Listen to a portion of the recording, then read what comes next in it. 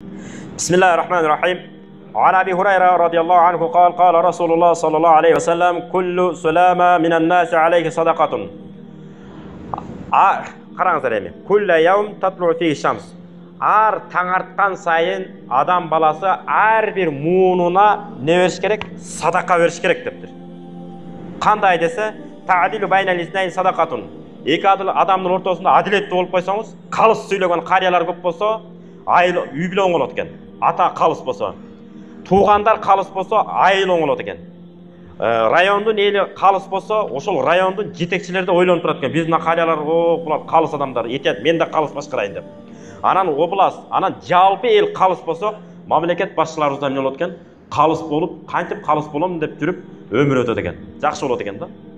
Ва юъину ар-раджул фи даббатихи. Қайсы киши унасына міне албайса, ошоға мингизип қойсаңыз, жүгін алып беріп қойсаңыз, бұл дағы садақа. Анан қарасаңыздар.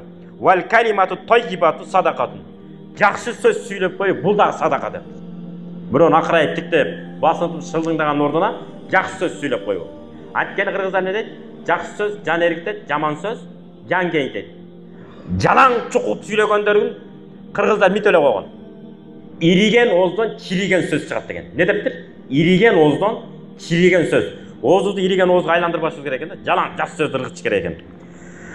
Анан мечитке көзде қадам шілтеген әрбір қадам өзінше садақа, жана жолдогу жатқан нерсени алып салу, бұл дағы садақа.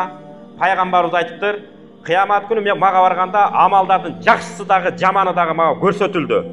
Ошолордун ичине эң жақсысы кайсы болду десе, юмату ани тариқ ал-ада.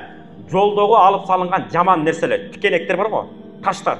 Ошолорду алып салып мен үчүн эң сүйкүмдүү амал болуп көрсөтүлдү. Ибн Мажа риваят кылып атат.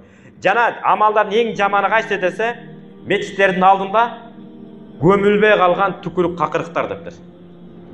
Бул эң жаман экен. Баягыда түкүрүк мичкерек деп чыкпадылар, штраф кылыш керек анда мында деп.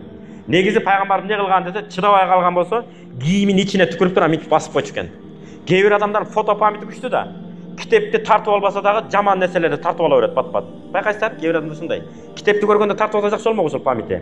Жок, жана ыплас нерселерди көргөндө тартып алат, тамак ичип атканда жанага келе бериши мүмкүн мээсинечи. Ошону пайгамбар айтып атат. Түкүрбөгөлө какырбагала. Какырсаң да кийимдин ичине түкүр. Ана мити укалап кой, кийин жууп койсо кетип калат дептир.